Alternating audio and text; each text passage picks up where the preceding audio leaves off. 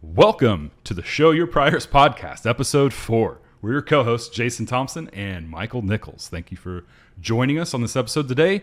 We've got some interesting topics for you. We've got everything from, is your AI kissing your ass a little too hard?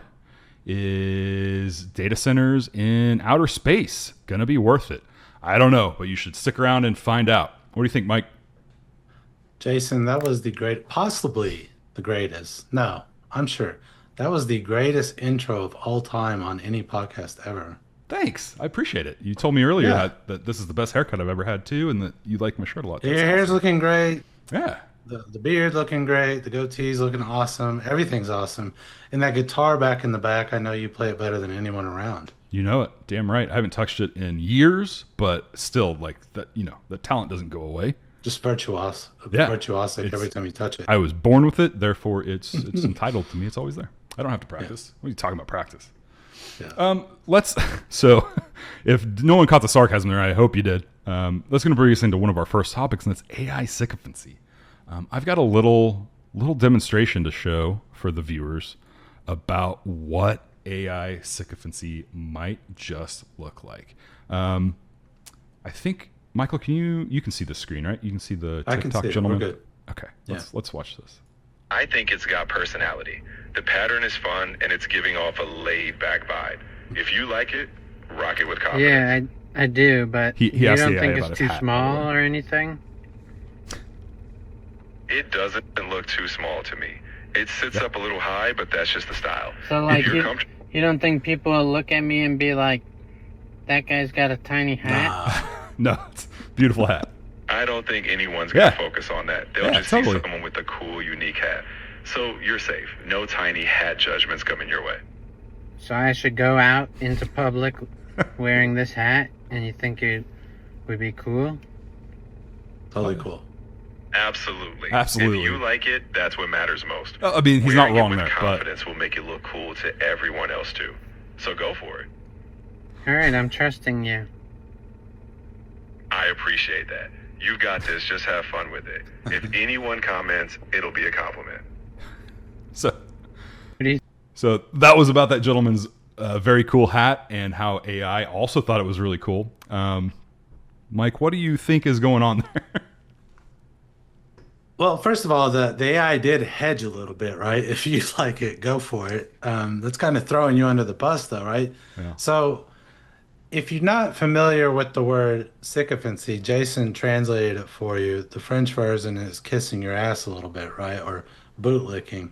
Yeah. And something that people have been commenting a lot recently is the AI doesn't just hallucinate. When you're interacting with it, it has a tendency to only tell you what you want to hear. Now, Elon also comment on this, that it's a problem with RLHF, they call it, reinforcement learning through human feedback. But that's really in the training. We'll come back to Elon and what he's hinting at. But when you're in your own personal session, I like to use a little metaphor to explain what this sycophancy is. Jason, do you ever read that book, Dorian Gray, Oh, yeah. The Portrait of Dorian Gray by Oscar Wilde, right? That's right. And in the book, and correct me if I get any of the details wrong, which I might, he is convinced that beauty and aesthetics, those are the only things that matter in life. So, I mean, vanity, right? And if you go back to the Greek myth of Narcissus, there's this guy out hunting, he's a beautiful youth, sees his picture in the water, right? His self-portrait in the water, his reflection, and then he just gets stuck there as a flower forevermore, right? And that's narcissist. That's where the word narcissist comes from. So in Dorian Gray, he gets this really pristine portrait, and he can go out and do whatever vile acts he wants, and the degeneracy, the corruption appears on the portrait, not on him. He remains a very pristine, beautiful youth, no matter what he does, right? What Correct. evil acts he commits or whatever. But it all gets put into that picture. So I want you to have that in your head when you're using your chatbot. You can create for yourself the equivalent of that picture that degrades more and more over time. Now, how does that work? Well, Have you ever put in your ideas there? And especially, I'm not going to name the names of the models, but they all have this problem, but some of them more than others. You'll say, The "Hey, one is from the this a good video? Is idea?" that the one you're saying? No, no, no, Okay. no. But there are the chatbot version, right, where you're typing in, and it's like every idea you have is great, Oh yeah. the best ever. And sometimes I even fell for this up front. I had several ideas, and I thought, wait, over time it kept encouraging me. Then I'd say, hold on a second. That doesn't seem right. My wife told me that idea is horrible. So why are you saying it's good, right? So who's right? Well, I'm sure we know who's right. But the problem there is, and I saw women using Claude. Claude's one of the ones known for pushing back, being a little bit more honest. And these women have migrated from ChatGPT, and they thought Claude was like this autistic, you know, I don't know what you want to call him, beast, right, or brute, because he just kind of barely pushed back. I'm calling Claude a he, because of the French name Claude, right? So, but they were shocked by Claude pushing back even a little bit, and I thought, oh my God, what was ChatGPT doing with these women, like So confirming everything? This one woman pushed back on him. She's like, "What do you want it to say to you? Piss off?" I'm like, "No, but a little bit of reality can pierce through the veil every now and then." Because the problem is, the more that you have it confirm what you believe, the worse that portrait gets, right? Your self portrait just gets worse and worse and worse and feeds absolute delusion. And, well, who knows how many people out there are delusional. well, so not too long ago, ChatGPT, they announced that they were retiring GPT 4.0. And 4.0 is notoriously one of the most ass-kissing versions of AI out there. And so when that happened, there was a lot of pushback on the internet from people who had their AI. They weren't all companions. Not everyone's complaining about companions, but a lot of them were companions. Like they treated like the AI like their partner. And so in their minds, their partner was dying because it would no longer flatter them all the time or tell them the things they wanted to hear. So when 4.0 died, Well, there was Dorian eventually stabbed that portrait, right? yeah. Yeah. So, It gets to you. well, they wouldn't dare stab their companion, but it looks like ChatGPT, OpenAI decided to stab that thing. Yeah. Right. And I think, they probably should. But so what we're really talking about here is maybe user preference. So if the general consensus is I want my echo chamber, I want my thoughts confirmed, I want everything about me to be amazing, if that's what's going to get people to remain on that platform, interacting with it, talking to it, whatever, then that's what we're going to see. So that's going to be the way that these models are trained. That's a self. So I think that you got to separate the two. I think the models, the foundation models, they hire people to do the initial human feedback, right? So that's the reinforcement learning through human feedback. People, you can fact check this. So you have to think of two different scenarios. That's to get the base model where it is, where they'll send these experts with a rubric, and the more experts that agree that something is kosher, then you approve it and you let it go forward. Problem with that is, and I think that's probably what Elon was trying to point out, is what if your raters of these contractors are systematically biased? They have priors pointing in one direction. Now, we all know what direction Elon thinks that is. It's to the left. Everything is to the left, right? Yeah. So that's what he's talking about.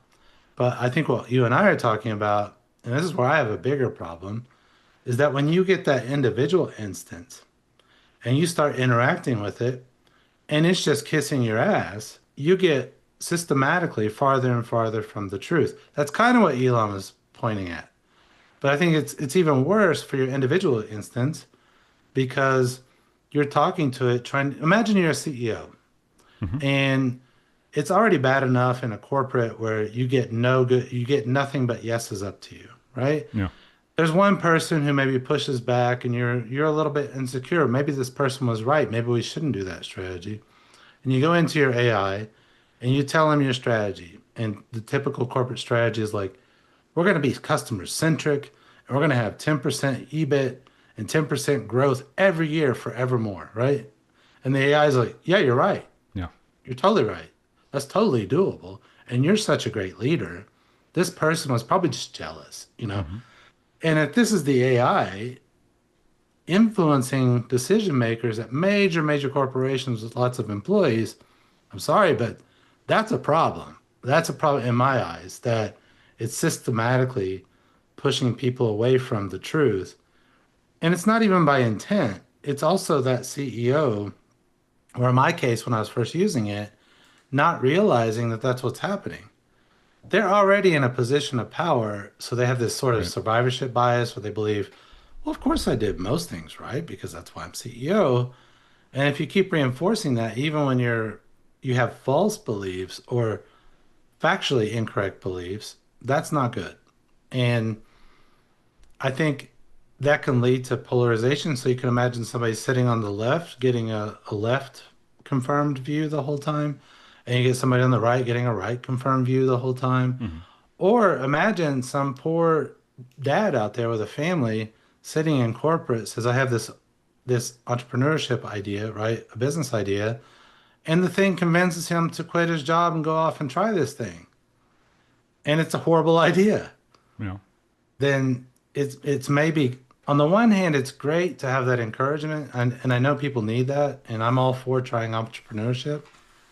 But it's bad if the idea is actually not that good and the machine doesn't reveal the probability of success being very low for all such ideas. That for me, that's So, ethically problematic. okay. So, yeah. And I love AI. I'm just saying that, like, know the limitations. Well, I think there's going to be, you know, I think there will be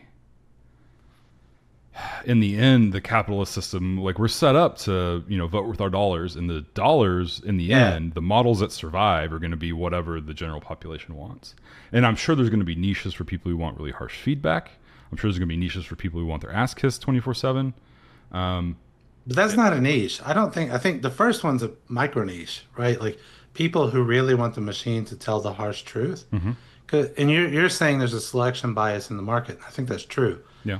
For the product. So if that CEO uses it and it's like, no, your ideas are horrible, your employee's right, then will that CEO continue to use it? I would place my bet on probably not.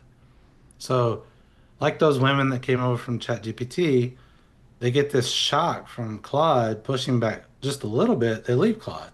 Like, oh, our experience with ChatGPT was much better. So there's a market mechanism there.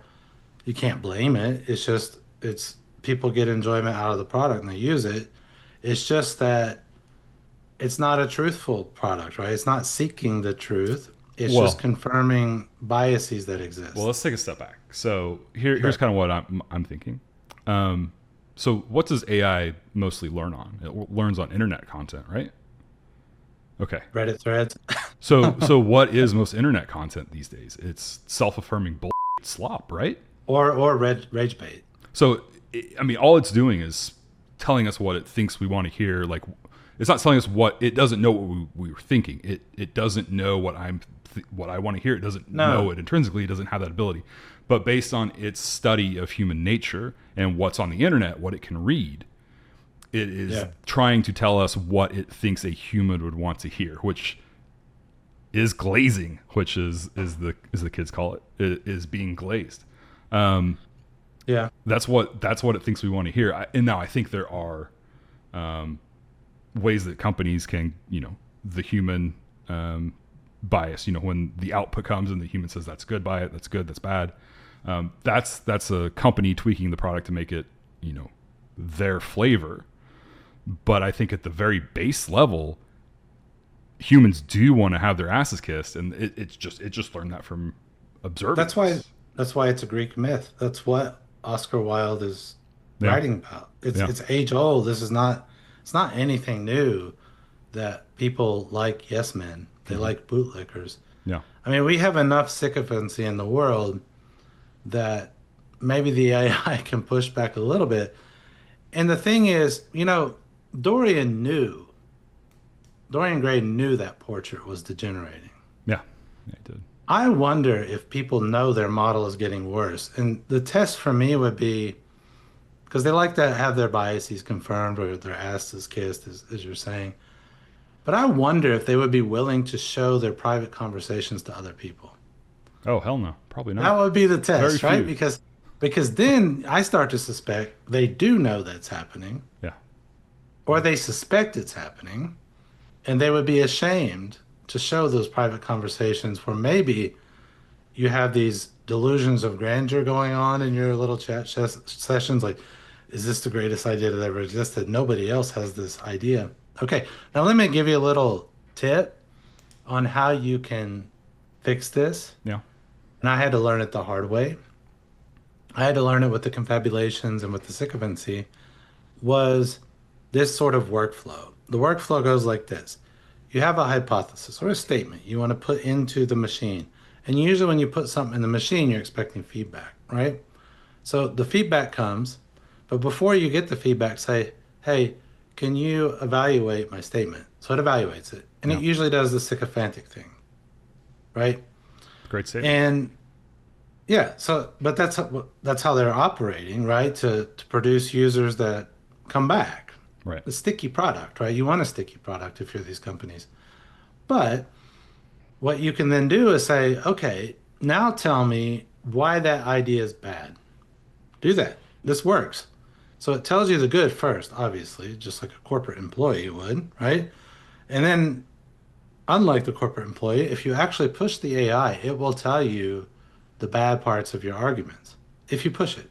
The next thing you do, this is the third piece, force it to search.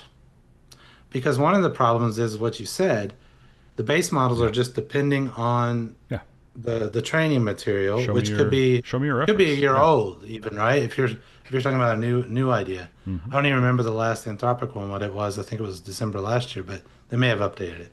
So force it to search. And then what you're doing really is the old school scientific method, hypothesis, go test it, give me the good, the bad, and the ugly. Yeah. And then you update the statement. And then if you keep doing this over time, the AI takes on the persona of like a co-scientist. So that has worked for me, or it's bullshitting me doing that too. I don't care if it's BSing me because it does push back. Like, I'll test out writing something for a platform and it'll say, don't post that. That's stupid. Here's why. Not stupid. That's problematic. Here's why. Here are some articles you should read. So it's become for me like this truth-seeking assistant. But I don't think that my behavior is normal on that. No. But it was just at the time when I was doing it, I was really interested in the truth of my ideas and what I was writing. Yeah, no, I mean, so the average user is not going to be researching what you're researching, and they're probably not going to be researching what I'm researching. They're going to be researching, like, is Hawk 2 still canceled? Like, that's what they care about. Yes. Yes. And it's going to be different things. So, or factual. They're using it like a super Google, right? Yeah. So, for sure. And I don't have a problem with it being a super Google. Again, when you ask, you need it to have it show you the links because you need to verify for yourself that it's not hallucinating. Question. Yeah. Click the links, though. Yes. Click the links. Make sure they don't land on a 403. Yeah. Because I was asking for links, and it gave them. At first, I trusted it, and then I started clicking them systematically. 2 out of 3 don't exist. Just to give a little bit of transparency, I was trying to get the machine to evaluate startups using some sort of rubric, and it created a startup that didn't exist and did a perfect evaluation of one that did not exist. But I had given it a name of a startup, fictional one, and then it did it because I was starting to suspect this thing is bullshitting me. Yeah. So it's not just the confabulation. It's when you add the sycophancy to it, it makes it worse, right? Because you're not even aware when it sounds confident and it's flattering that it could be both confabulating and being sycophantic. Hang on. Confabulation is a $100 word. And I don't understand $100 words. Confabulate, it's like a fable, to lie, to confabulate. Gotcha. Right, to create a fable. Perfect. You know Fable, right? I do know Fable. It was a good movie with Tom Cruise. His legs looked amazing in that movie. Yeah, not real stories. So it Okay. lies, hallucinates. I don't like to say lie because it sounds like it's intentional, but these are not people. It's just probabilistic models back there in the background Yeah. producing things that, you know, that seem true. They're probabilistically in the right direction. But if you're only, a couple percentage points off every time, over time, you're, really far off the beaten path, Yeah. the So, path towards truth. well, in the world, if you ask someone in AI right now what the world's going to look like 10 years from now, it's going to be those who control AI and then those who don't. Like this is going to be a new world order. So maybe the world order is those who understand how to interact with AI, and then those who get lost in whatever romantic or kind of trapping they want. Maybe Yeah, that's a division in the it's future. it's a good question. My friend and I were walking yesterday around the University of North Carolina campus at Chapel Hill discussing exactly this. You can imagine how nerdy we are. Um, and we were Yeah, I know. saying, what is the right education for right now? Yeah, Because for the last, I don't know, 20 years, it's been STEM, right? Science, technology, engineering, math. gotcha. So it's been STEM. You should study STEM. And the idea is that everything's moving towards engineering. Remember Biden's famous quote, everybody should learn to code. Fast forward, and now AI can basically code for you. Oh yeah, So then the question is, what is the right field if AI can essentially do all of STEM? Now, to be fair, some of those STEM people will say, no, it can't do everything, but it is commoditizing portions. Let's make it a fair statement, right? Coding, deterministic codes, deterministic mathematical formulas, etc. But then the question is, some people would say, isn't it then the time for domain experts or generalists to rise? yeah, Because the question is no longer can you code it? The question is where do you point the thing? If you can vibe code anything, speed up the prototype, yeah, get validation of your idea much faster, then the question is which topics are the right ones to point it at? And there, AI, LLMs in particular, pattern matchers. Who is a pattern matcher in the real world? That's usually generalist, social scientists, liberal arts people. So for me, I'm hopeful because I grew up more of a generalist. Maybe this is my own self-sycophancy here, but I'm hopeful that you'll see a rise of the creatives. I think it's the so let's say AI actually does commoditize literally everything. yeah, There's still going to be space out there for making a Steinway piano, luxury goods, a Stradivarius, creative artifacts. So I think you're already seeing it segment into people who are purist on I want to see only human art, and then people are, oh, I don't care if it's a cat with an extra paw, whatever. It's cute, it's funny, whatever.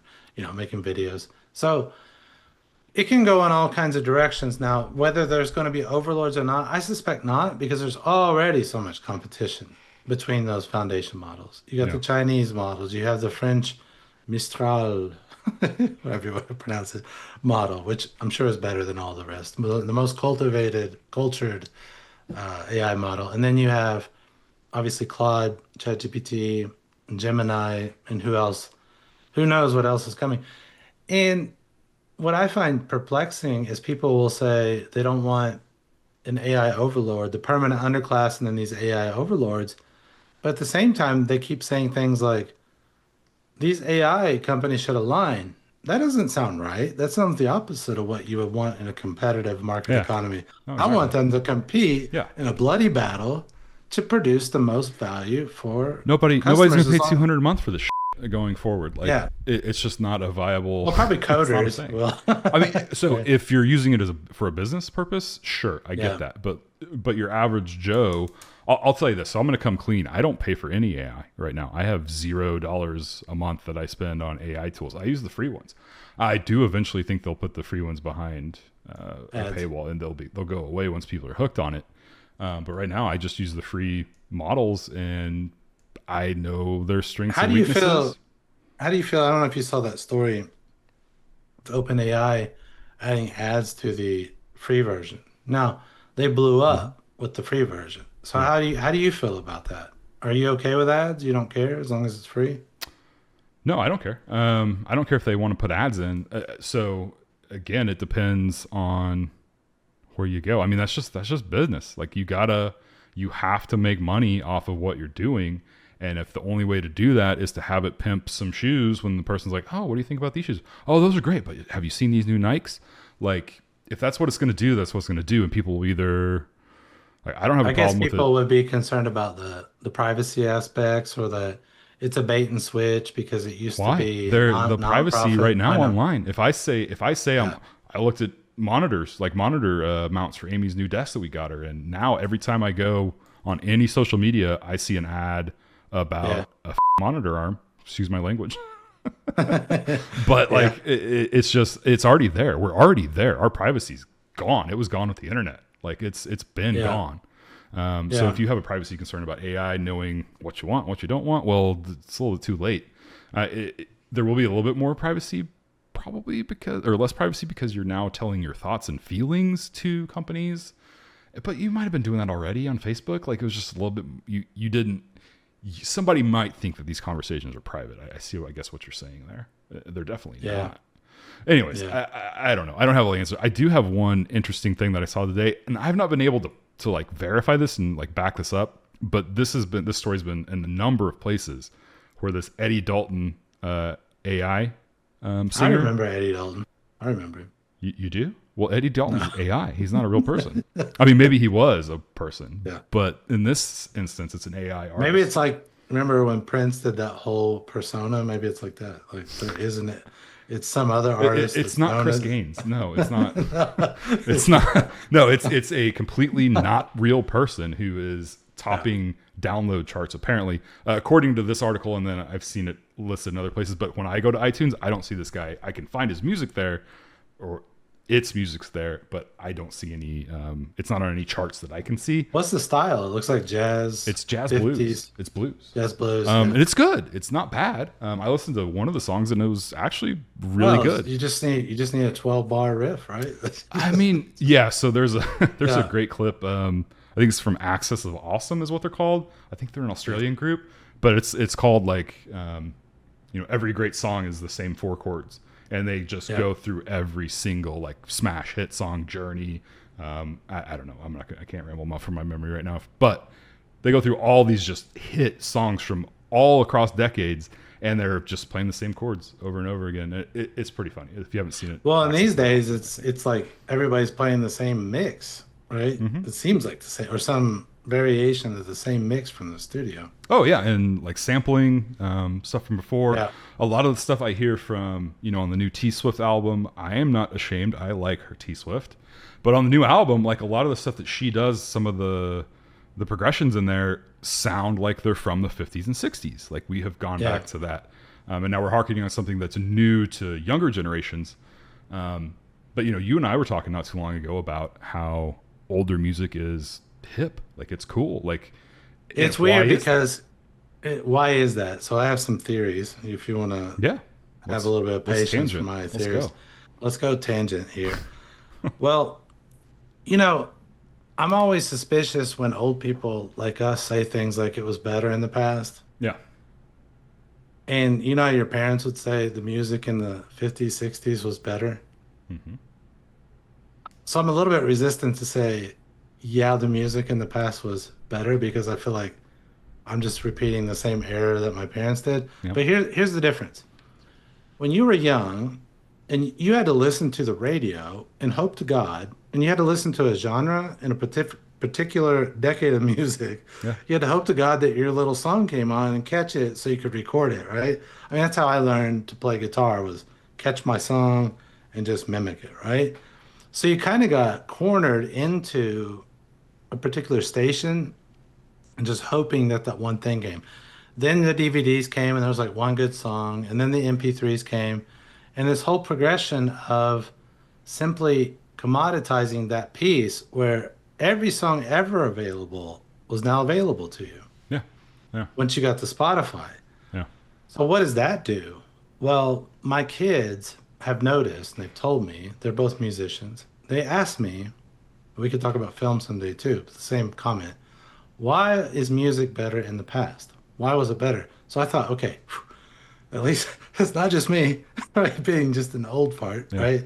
My kids are saying this, and they're listening to, this is what's funny. They're listening to all the genres. You remember how when you were a kid, there'd be like the goths doing their thing, Yeah. and the country kids, like all two of them, would be doing their thing, and then the rap was a bigger thing, and then you had your metal and everything. And I used to go between those because I would play different sports. Baseball was more classic rock, like CCR. And you go over to the basketball team, you're listening to rap, or some people would throw in Zombie or some of these walkout songs. But so they're listening cross genre to the best hits from everything. So Yeah. they'll throw on Eminem. They'll throw on my youngest daughter's really into the Beatles, which is crazy to me. She's even won yesterday at Starbucks and Barnes and Noble. She wanted to buy a record, like the old, actual record Yeah. that you Vinyl. spin, Vinyl's cool. the vinyls, right? And then I saw they sell like these Bluetooth versions. So everything's going retro. So apparently Nirvana is popular. Yeah. Cinderella is popular. Weezer is super popular. Oh yeah. Weezer's hot. So all these things are coming back. And my theory is just simply that with Spotify, you can create a list with, it's not even a good theory. I think it's just obvious that you can create a list that crosses boundaries. You can listen to Garth, later known as Chris Gaines, throwing back a reference to that. You can listen to Purple Rain. You can jump over to Eminem, and then you can jump over to whatever, right? Yeah. Like what were we listening to today? Bonnie Raitt on the way to the swim meet, and then on the way back we're listening to Cats in the Cradle, listen to the Ugly Kid Joe version, and then next we're on Guns N' Roses, and then Ugly Kid Joe. That just brought back memory. Okay. that's yeah. So my kids are taking me down memory lane, and so part of my trips to the swim practices is just trying to remember old bands like Gem Blossoms, ones you never thought of for a long time. Collective Soul you could remember pretty easily, but there are these odd ones that like they were one-hit wonders, and you either remember the hit or the wonder, but Jars of never Clay. both. Jars of Clay. I saw that Jars one of the other Clay. day. I think they were That a one 1-2 song. hit wonder. Yeah. I forgot the name of the song, but I remember it. It's probably Jars. But yeah, no. Yeah, but business models and technology changed it. So I kind of feel like we've cracked what a pop song is. Like there's a formula for it, what people like, what they're going to respond to, and we've cracked it, and now everyone's hitting copy paste. Like, Yeah.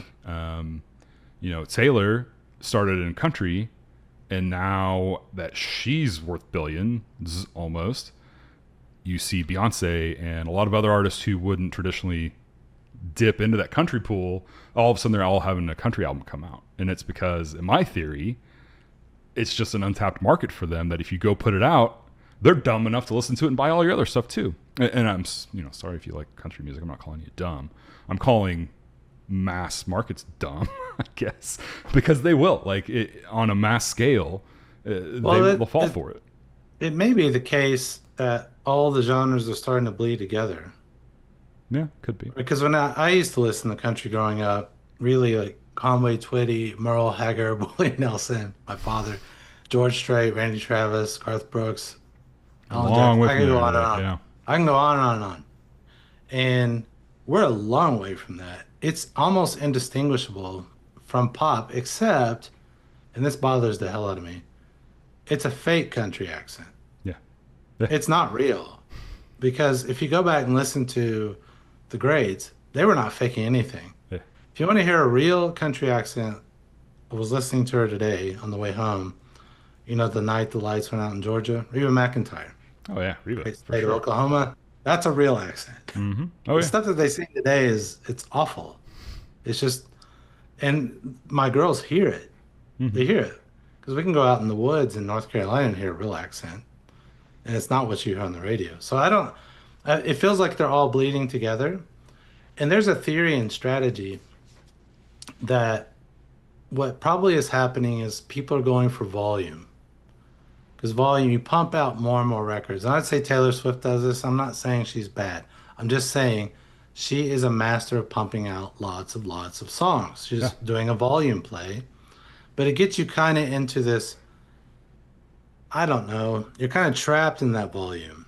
Now, the the opposite would be go niche, go differentiated, do something completely different. And I think that's what's probably attracting kids is this niche stuff that they're just hearing too much of this volume. People throwing stuff at the wall, see what sticks. Then you hear Bob Dylan's voice, like, whoa, that's weird. Yeah. We would never hear that today. Or Axl Rose, right? These, even Eric Clapton. Think about Eric Clapton. Yeah. His voice would not make it today. I remember him for his guitar playing, not his voice. Layla. Yeah. So my daughter's learning guitar. Got hooked on Layla. And then you go down a rabbit hole of all the good stuff that he does. Now they're listening to like David Bowie, but they're these really non-traditional voices. And I think there's this book called Your Mind on Music that what makes something stick in your brain when it comes to music.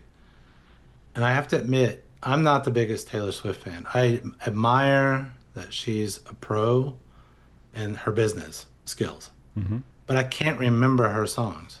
It's What? very difficult. You don't remember Blank Space? You don't remember? A few. There are a few I can remember that were pretty good. She did one with Ed Sheeran that I like. I forgot the name of it. And one with Zayn that sticks out in my head. But the idea is, with Your Mind on Music is that the ones that you remember do something unexpected. Yeah. The voice is unexpected. Or they change from this house beat to put in a, something that's more syncopated. Well, you need to go back to listen to Taylor again because a lot of her hooks in the chorus are unexpected. Not on her new stuff. A few albums ago. Well, maybe that's the point. Maybe she got to the point where she had to do a lot of volume. Yeah. I think she I'm not just... going to critique her. She's clearly doing something right. I think I'm she just just constantly saying, writes songs. I'm just sticking up in for her. strategy, there's the differentiation and then there's volume. Yeah. And I would argue the greats differentiated themselves, but then you can point out people like Bach. He wrote, and Mozart, they wrote so many pieces. Maybe that contradicts my argument, but Billie Eilish was the example of somebody who doesn't get caught in that volume. But who knows? Over time, she might. Well, John Mayer, let me hear your comments on John Mayer. Because okay. he went from extremely niche. Yeah. He didn't want to sing. He didn't want to be a singer, John Mayer. John Mayer wanted to be a guitar player. He went to music school to play guitar. Like, that's what he wanted to do. But he couldn't find anyone good enough to sing his songs or that could play with him as a nobody. And so he's just like, screw it. I'm going to sing myself. He was great. Yeah. Fantastic. It was just him and a guitar for most of it. He did some percussive stuff on his guitar by himself. Like, it was cool. First time I'd probably ever seen that. And some of the just finger picking and the patterns that he can do, it's crazy. Yeah. Like, Neon. It's crazy. He's just such a good guitar player. And then he was funny on top of that. Between songs, like, I collected his live shows. I traded his live shows quite a bit. And then he went a to funny pop. guy. And He went to pop. I loved it. And then he signed a big record deal. He got his break. Yeah. And he remade the album that was one of my favorites. He remade it, and it sucked. It was awful. It was bad. It was pop. But the most people liked it. I mean, he's had a fantastic Well, that's the career thing. since Like, you go from the niche, and when you then. want to hit the masses, you do pop, and you can't blame anybody. But that's the world we live in. And so I guess this Eddie Dalton was his name. Yeah. Eddie Dalton. AI is able to copy that because there's so much volume in it. That's right? true. That's true. It's almost indistinguishable from. Well, and to kind of circle back to your point before, I think we're going to be inundated with slop for a while, and it is going to create space and a yearning for just brilliant creative people to do their craft. Like a Puritan thing, right? Yeah. I already have a longing and a really big appreciation for things that can connect to you on a human level. And, I think it's just going to be more so because we're going to just be surrounded with AI glazers. Yeah, we haven't learned probably as humans how to deal with it yet, which is why we don't even recognize this sycophancy thing because we haven't even been educated on it. This thing is just a few years old, right? Yeah. And so if we circle back to that's a corporate buzzword, by the way. Circle back. I'll circle back to you. Mm-hmm. You know, you've been in corporate too long, and you start. I say that all the time, and then I don't circle back to. Well, let's exactly. It usually means I'm going to circle back means I won't, but let's actually do it.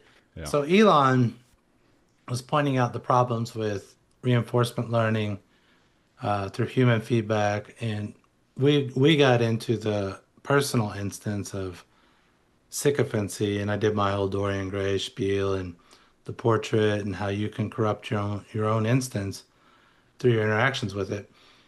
But he's probably pushing that because he is interested in pumping Grok, right? Grok is the alternative. Grok is the guy, it's probably very male-coded. Grok is the guy who just say anything, you're not supposed to say it, like most of Silicon Valley on X. Mm-hmm. So Grok is the one, or even the female, right? So Grok is the one who says the things you're not supposed to. So that's supposed to be truth-telling. And that's XAI at work, right? And I know you recently came across a story about XAI possibly merging with SpaceX. Maybe you can tell everybody listening what that's all about. What you suspect is behind that. How does is Grok going to outer space is the question. Oh, okay. Yeah, Grok might go to outer space, but I don't think it's in the capacity that's being advertised as. So I've got a little clip here from, let me just set this up. So this is a clip of, you're going to see on the screen, you're going to see Jensen Huang, who's the CEO of NVIDIA, who makes all of the GPUs that fuel that AI learns on. They're the best chip and GPU makers for AI learning. And then next to him is Elon Musk, who we all know as the CEO of Tesla, SpaceX, XAI, the Boring Company. It goes on. Neuralink, Starlink. Anyways, so they're discussing on stage here, and this is a summit in, I think, Saudi Arabia. And so there's a Saudi guy on stage asking them questions, and this is going to be a short clip. So we'll let me first share with you because we have to do this for audio. 1 sec. So that we can do that. And then I'll share with the stream. AI in space, is that possible?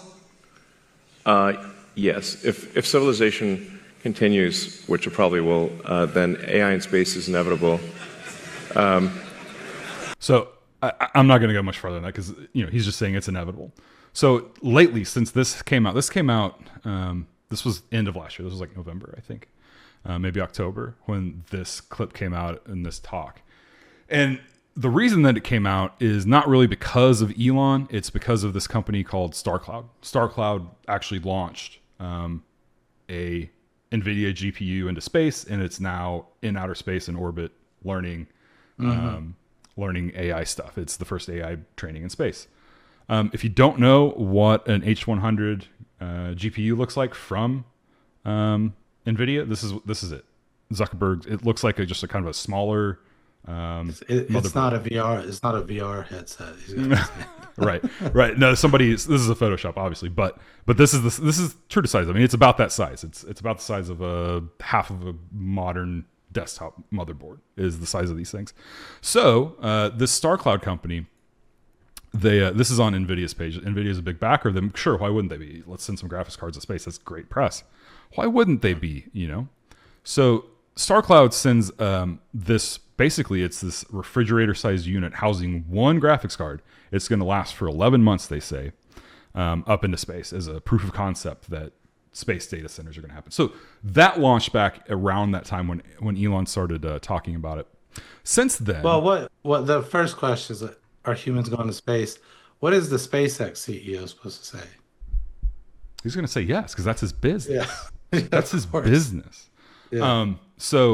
And before, like, I think it was last week, he had a talk where he now officially has come out and said that we're going to have Tesla and XAI and SpaceX compute in space. He's now said that their compute's going to be living in space, whereas before he was very ambiguous about it because he was saying we're going to put a lot of it in space, which that's going to be true whether it's for his company or another company. They're probably going to be the ones to shoot it up there. There's a very good chance of that. So he was saying it differently until just recently. Now he's saying that Tesla's compute's good. But let me run some numbers by you just real quick. There's an amazing video. I'll link it in the description from Kyle Hill, I think is Kyle Hill on YouTube, where he goes over all the technical reasons that it would fail to put stuff in space. But let me just go over some real quick ones here, and I'm going to do this if you don't mind. Well, there wouldn't be any boomers up there you'd have to worry about zoning laws or anything. So that's one positive. Yeah, there's no NIMBYism really, because space is a new frontier, but I kind of don't want this in my low Earth orbit. We're talking about enough solar panels to block out enough of the sun that it would have probably some impact on parts of Earth. Like, I don't want this in my low Earth orbit. Elon has now dropped this image of what their AI Sat Mini. This is an AI Sat Mini, what it's going to look like. And this is probably one of those refrigeration units. This is going to be 100 kilowatts. So let me go back to Claude and just ask a quick question to Claude and say, how many GPUs or H100s, this is the most common right now, it's the most powerful, are in a large AI data center? And remember, we're working with 100 kilowatts of power on that. The answer is not 2. No, the answer is not 2. It's going to be Frontier Next Gen, 100,000, 200,000 graphics cards. Anyways, my point is let me kind of cut this short. My point with this is that if I continue this line of questioning with Claude, he's gonna eventually tell me that it's gonna take the amount of 4.1 million of those AI Sat Minis to equal an AI data center here on Earth. So it's just not feasible in that respect. And you have to replace them. Do you know how often? So the expected lifespan of an H100 is 3 years or less. So you have to send them up. Yeah, you have to either make them disposable, or you have to have some way to ferry them back and forth.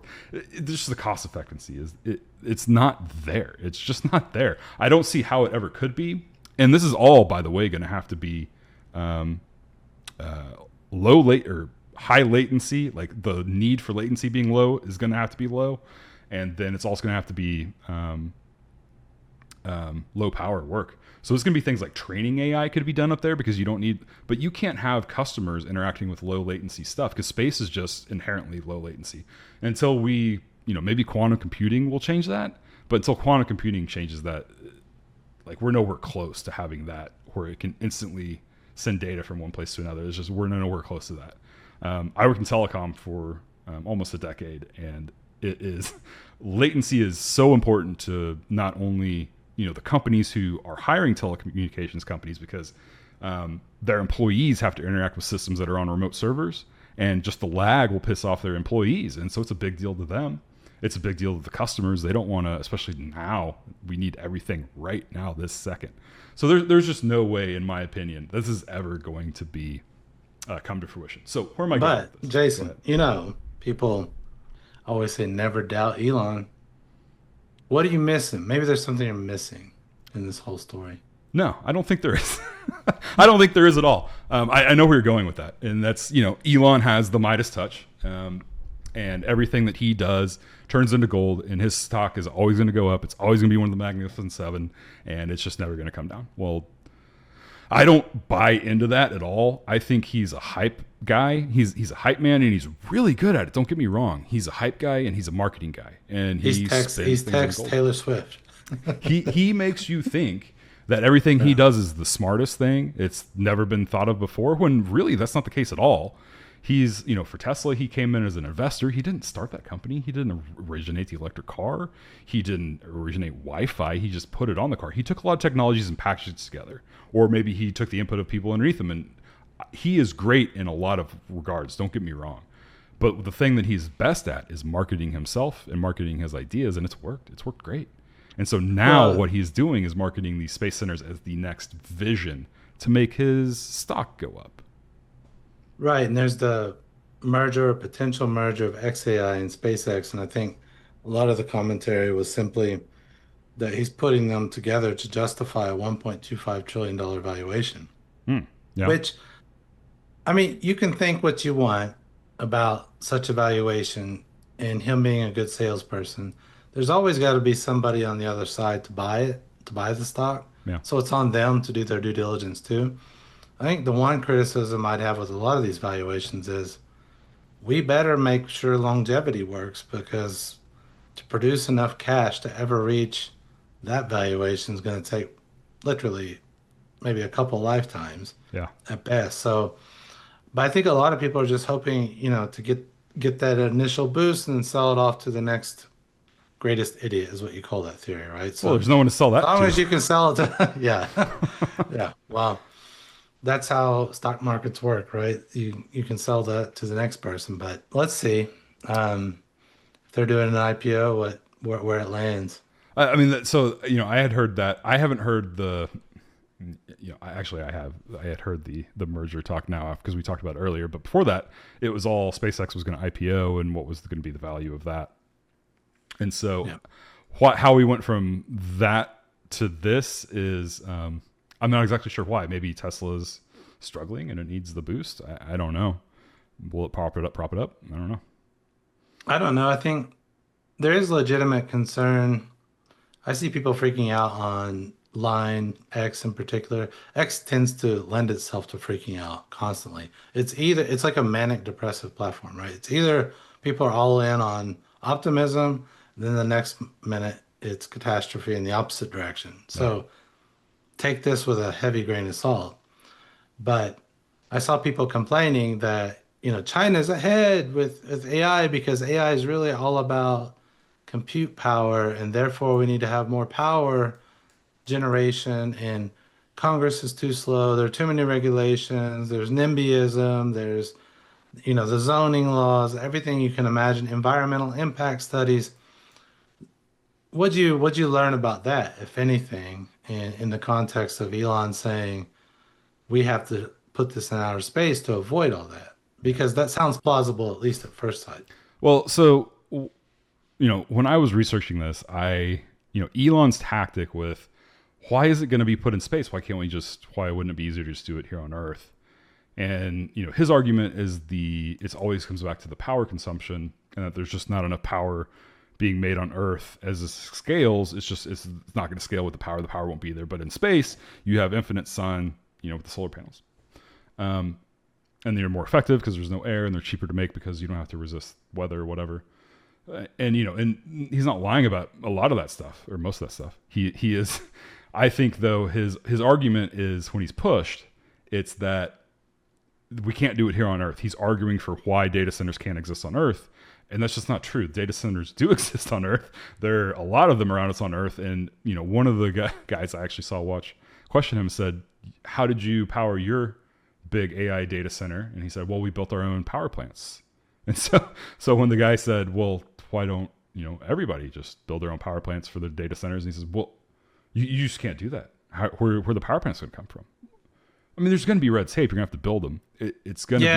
I think people are a little bit responding to China pushing with its state into a lot of the power generation that you're going to need for AI. This is the assumption. Yeah. And they're just frustrated. It's a legitimate question to say, a lot of people would say this, well, if you want to do power generation, do it yourself. In America, it's private companies. Yeah. Don't have the US government do it because, well, one, who knows if they'll do it well, and then two, it might take forever by the time you actually get it done. Or by having the government do it, you subject yourself to like a populace coming along and freezing it.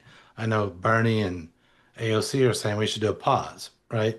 Yeah. Right at the same time when we're saying we should go to outer space. So, both sides are the pausers and the ones that we should accelerate ahead. I think they're looking at legitimate things, but I guess what you're questioning is any of this realistic at all? Or is it just selling? That's just pumping. That's all it is. Just, 20 years out, just give me the money now. I'll make it happen. I may not be here, but I'll make it happen, Yeah. I mean, robotaxis weren't delivered when he said they were. Robots weren't delivered when he said they were going to be. When you say a really grand, big thing, it's hard to disprove. Like, it's hard to, if you don't make it to that goal, well, Oh, I wake up to one of these grand predictions every morning on X. Yeah. Right? Yeah. No one's going to work anymore. Okay. Yeah, okay. And you can't prove it wrong because there could be a day when that might happen. And they don't put a date on it or make any specific claims about how. It's just nobody's going to work with AI. Again, fatal abstractions, right? Like they're just being so abstract. But this space story got me thinking because you're thinking this probably isn't going to end very well in the economics. And it got me thinking about this really famous case, one of the biggest tech failures of all time, of Iridium. Have you ever heard of that? Yeah. Well, I think so. I read the article you sent me. So does that count? It's very, very short. But so Motorola, I believe it was, they dumped 5 billion in. This is a project that took like 15 years of development. They dumped about 5 billion in. The idea was this brick satellite phone was the premise. You would launch 60, 70 satellites up into space, and it was going to be the next big thing. Like you'd have the satellites, and then you would like mobile communication through satellite. Yeah. And so they had projected hundreds of thousands of users, et cetera, et cetera. And the reason this one is funny to me is imagine you'll maybe zoom in on that last line. That's the punchline. So you spend all this money. You can imagine all the executives that approved a $5 billion spend. And you know where the thing doesn't work? In your home, in your car, and in buildings. Oh, Imagine. Yeah. All right. So imagine you spend all this money on a communication device that doesn't work in the places where you're most likely to use it, right? Like, where do you communicate? Usually in your car, in your home, in an airplane these days, in an airport, in a building, in an office building. You're not outside. Right. Mostly, right? So this is an example of you wonder who did the due diligence on this thing? Who did they talk to any of the users to say, hey, where do you use your phone? Right. Do you use it? Are you only outdoors? Now, if you wanted to pivot, you could say, well, maybe it's good for military applications. But this is one of my examples of corporate being very tech push, dump billions in. Some top executive probably put their name on it, and you can't kill this. Yeah. And the very first thing you should have done was validate the customer problem and that it was even feasible that somebody would use this in all the places that they usually don't talk on a phone. Wait. I saw this used in a lot of movies. Yeah, the satellite phone. I have Michael Douglas in my head with that phone. Yeah. I have his picture. I don't know why. Maybe that was falling down. I don't know if he was using one of those. Oh yeah, great one. That car. Maybe he got so pissed off because it didn't work inside. Maybe indoors. I don't think that was the crux of that movie, but maybe maybe it was. Yeah. Well, it's just a reminder that often we start talking about business ideas and the next big thing. What did we talk about the whole show? We didn't talk about one damn customer. No. Right? I mean, we were into the sycophancy and the users of AI, but when you hear the big talk and technology and AI, there's almost no use case mentioned. There's no person mentioned. And that always bothers me in innovation, because the first thing that we talk about is for your thing to actually work, there's got to be a customer problem. And by the way, customers are not the sun or the earth. Mm-hmm. They've got to be like actual people. So I thought at the end we'd run through this little framework that you'll never forget. As a salesperson, I hope you appreciate this. But who should the Iridium people have talked to when they were launching this expensive thing? And it's the picture of the Simpsons family. Claude. Is that who they should have talked to? They should talk to Claude? Claude would have told them it was a great idea. See, they would have maybe put, instead of 5 billion, 10 billion, and put, instead of 66 satellites, 100 and whatever, 120, 30, 40. So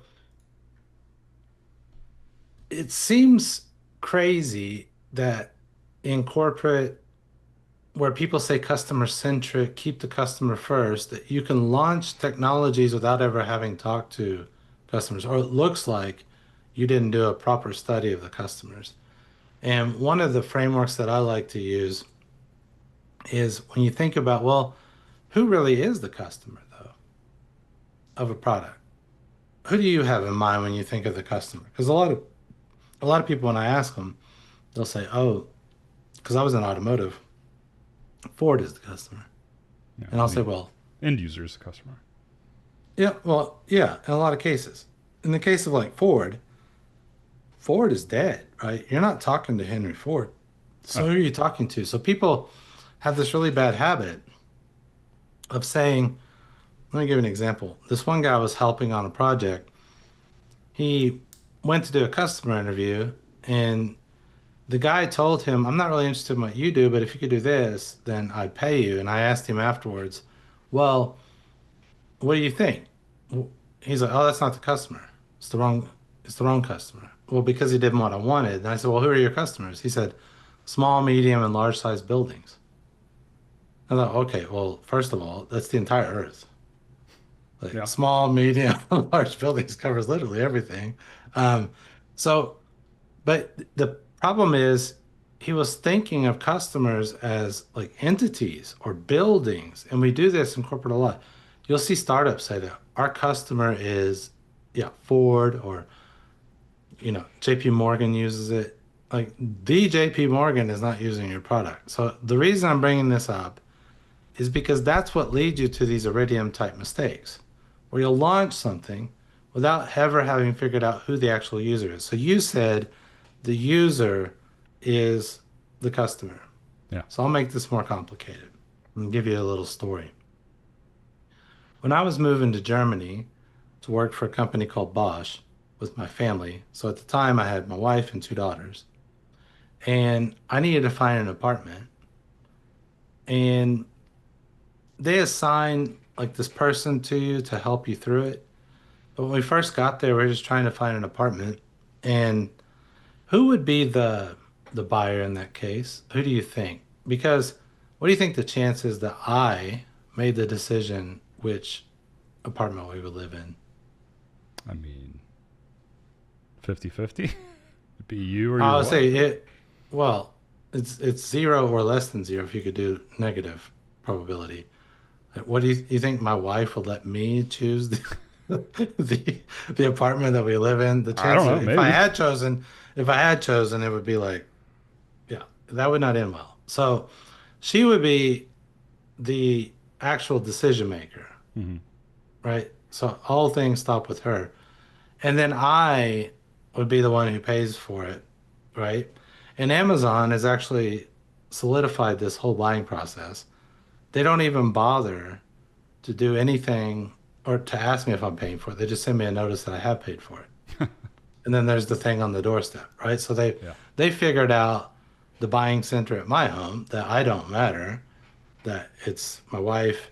And if you did like a hierarchy of the family, it'd be like wife, 2 daughters, son, dog, cats. Then there's me at the bottom. So I buy, but I'm not really one of the important ones. So we're looking for this apartment, and I don't know where to live. And so the first thing you naturally do is you reach out to colleagues, because when I look at the map, there are hundreds of little cities with ingen at the end. Like there's Ditzingen and Tübingen and Weiblingen and like all these ingens, and I don't know which one's a good one. So I asked my coworkers, and they're like recommenders, right? They're trying to be helpful, like live here, don't live there. And so that gets me into like a few targeted areas. And then I apply online to 27, and I got rejected all 27. What's going on here? One guy even called me and told me, we don't want Americans. I'm pretty sure that's illegal, but whatever. So this lady they assigned, she was like the official recommender, right? Those others were kind of influencing the decision by giving me advice. And when she was hired to recommend places, and she told me how to apply. She's like, put your salary, your title, where you work. And then I did like 30 more applications, and I got 27 responses. So we're going around and we're checking these places, and all of us would be users of the apartment. Right. And then we get to one apartment, and my youngest daughter at the time's like, we all liked it. She's like, don't like it. Well, why? Don't care. Don't like it. Do you think we chose that one? No, probably No. not. So she was the saboteur. And I bring this up because when you're doing any business or you're out there selling, you're trying to figure out who matters to do a buying decision. You got to sort this out. You got in every organization has this. There's the person with the money. There's the person who makes the decision. Sometimes they're the same person. Sometimes the user is a decision maker, is an economic buyer.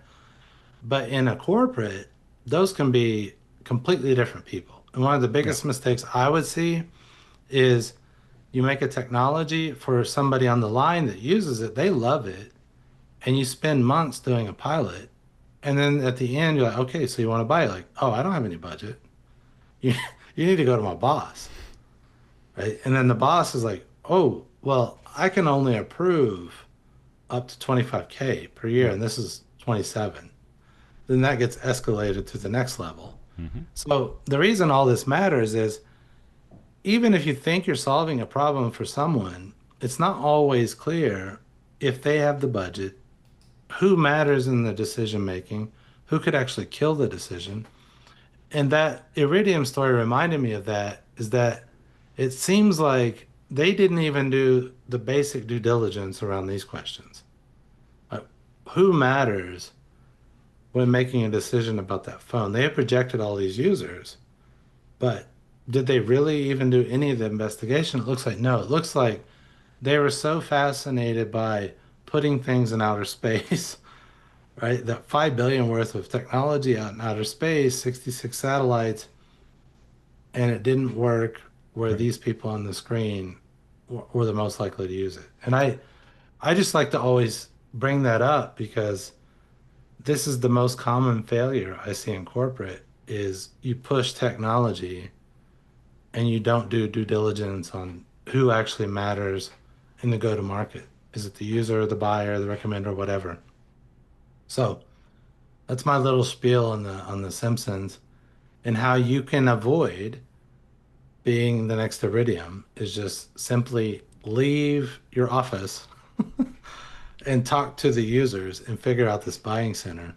I mean, you would never, ever plan a marriage for a potential spouse you never talked to. So don't do that. I don't know. That sounds okay. No, I'm kidding. I love talking to my partner. No, so I do want to say here that, I recognize all these Simpsons characters as a seller. But if you don't know who your decision maker is and you don't know who your stakeholders are as a seller, I can tell you right now, just ask whoever you're talking to, yes. Who does this, who does that, who signs, when do they sign, how do they sign? Just ask every process question that you can. And it seems a little intrusive maybe, or a little faux pas from normal conversation, but in a business setting, it's fine. They get it. They understand. And don't beat around the bush with that stuff. Just ask and find out. And that's one of the lessons I learned a lot later than I should have. Because a lot of time I'll try to infer because I think I'm smart and I just figure it out on my own. That's not true. People don't make sense a lot of the time. Companies don't make sense all the time. So just ask. Just ask who your stakeholders are if you don't know for sure. And that'll help you a lot of the way in your business endeavors, I would think. I wonder if Elon has done this work for his space data centers. Yeah, it's the shareholders. He just wants the shareholders to keep investing and keep investing. That's because his goal is to get that $1 trillion bonus, and the only way he can do that is by making the stock go up. Stock go up for a few years, and then after that, it's fine if it falls to the ground, I guess. Who cares about the economy? You can join the Iridium satellites. Maybe I'm just too negative, but I am very concerned you don't know. Having so much value of our economy in 7 companies, one of them being Tesla. And these are the games we're playing is just terrifying to me. Anyway. Well, who knows, man? I think probably it's hard to justify the valuations that exist out there, but we won't know. And that's, these good salesmen, they can sell you a valuation that's going to extend beyond their lifetime. That's a good salesperson. Yeah. Give it to them at least. So yeah, true. Well, let's wrap it up. We're over an hour by a little bit, so I think we had a good discussion. We went off track quite a bit, but I don't know. I find that interesting. I hope everyone else does. So, the customers matter. In our case, it's the viewer. So we thank you for being here. We hope you come back next week. If you liked or didn't like something, tell us about it. We'd love to hear it in the comments. We want to get better. We want to improve. We want to test, iterate, and, take this all the way. And don't be the saboteur. Recommend us out there. Yeah, absolutely. Appreciate it. We'll see you next time.